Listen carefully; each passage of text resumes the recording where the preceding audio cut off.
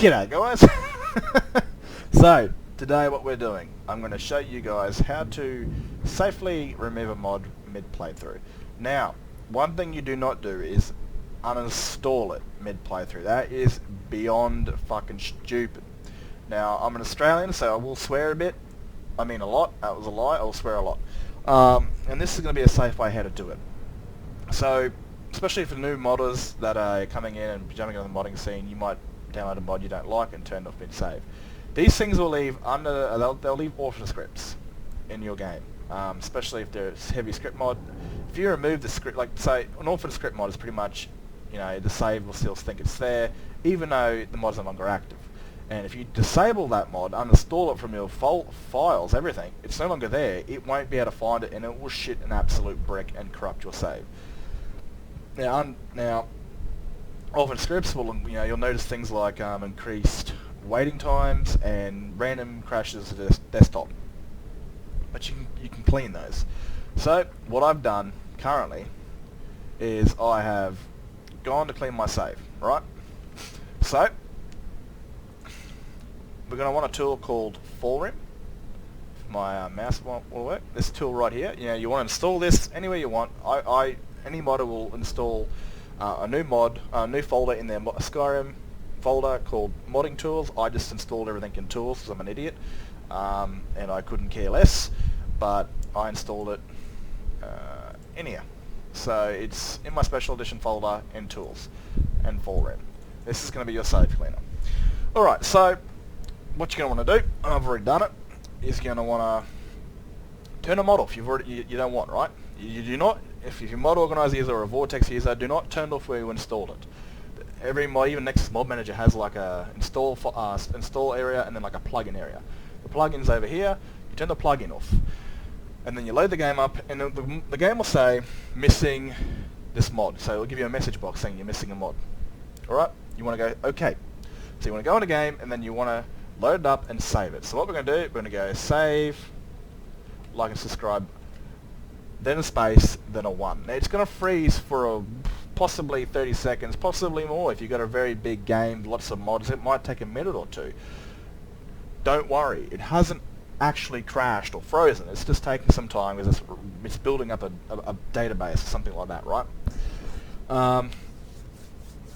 So what we're going to do is we're going to let it run its thing. This is also very safe to do mid-game. Even if you haven't uninstalled a mod, say it's been 2 weeks, it's always good to run this and check if, because updating mods, sometimes this happens. These mods might not use that script anymore, and it might become an orphan script. It just happens sometimes. Like I haven't uninstalled a mod personally in 2 weeks, or I'd say probably a week, and I had like 23 orphan scripts in my last one. You're actually going to see this right here when it loads. So it's always a good practice to clean your save every so often, even if you haven't turned a mod off. But this is for the case of turning a mod off mid-save, so it doesn't stack up with orphan scripts and eventually crash the shit of your game.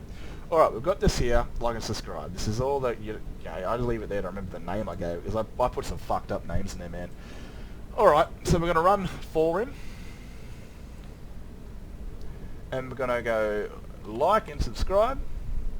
This is where normally you'll find all your saves if you install FallRim and it doesn't know where your shit is. It's in Documents, My Games, and whatever game you play. Like and subscribe, open that up. It's going to tell me what's wrong.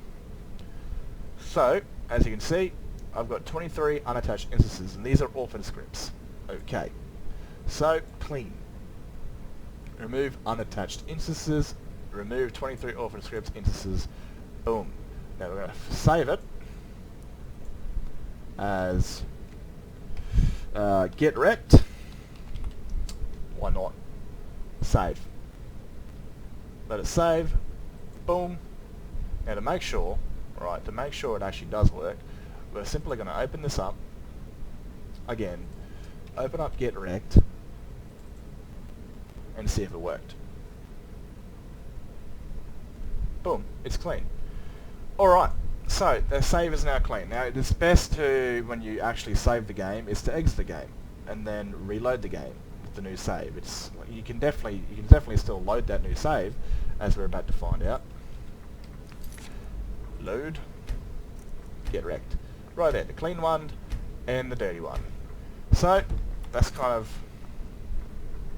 oh my god. So as you can see, I'm a ladyboy, big strong Nord ladyboy. No, this is just like as I changed. Also, if you're still like, I keep forgetting to mention this every time I do this fucking video. If you are playing a female character or any character really, that has race menu overlays on them, right? This is a very important notice.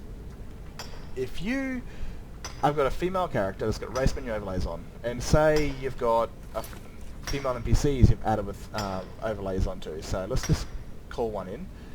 Any NPC really. I found this was a bug way back in the day that caused everything to go blue. So we're going to call this chicken. She's actually outside, which is awesome. But she's not naked. Alright, as you can see, she's got an overlay on her face. Lead the way. It's not actually the vanilla paint job, it's actually a race menu overlay. Now, if I was to let me show you for a second. I'm just going to load the race menu myself.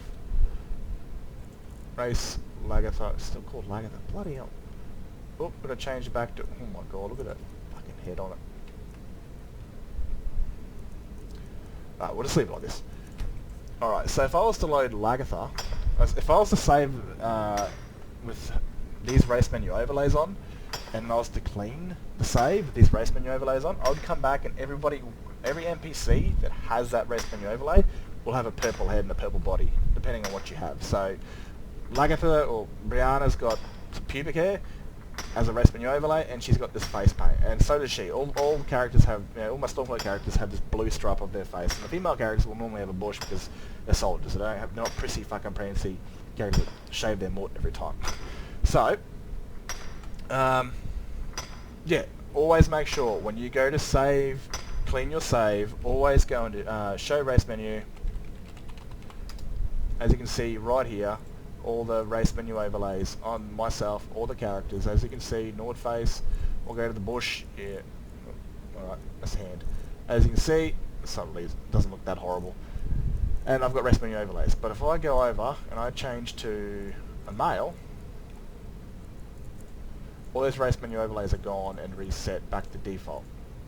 So when I save the game, clean the save, reload the game, every NPC that had it will not be blue-faced. They'll be safe and ready to go. So remember that. If you like customizing your followers, be it female or male, and you like to add race menu overlays on them, always remember when you go to clean your save to change your sex, because it will revert back to normal. Change your sex, save it, load it, clean it, load it, and go back to your original sex once it's cleaned. Anyway, I hope this has helped on how to turn mods off mid-playthrough. Once you've saved it, and once you've cleaned it, and once you've loaded it up, you can then go into the actual where you installed the mod and actually uninstall it. I'd advise not to. I don't know why. I'm always safe over sorry when it comes to Skyrim.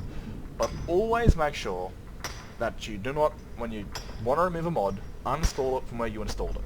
Always make sure you turn off the plugin list, load the game up, save it the way I did, clean it, make sure if you've got race menu overlays on or NPCs got them. If NPCs got them, if you got them just for yourself, it won't really matter. But if NPCs got them, 100% make sure that you change your sex before you clean your save. And then you're good to go. Anyway, I hope this has helped you guys. I'm out of here, got nothing more to say. Peace out and happy modding.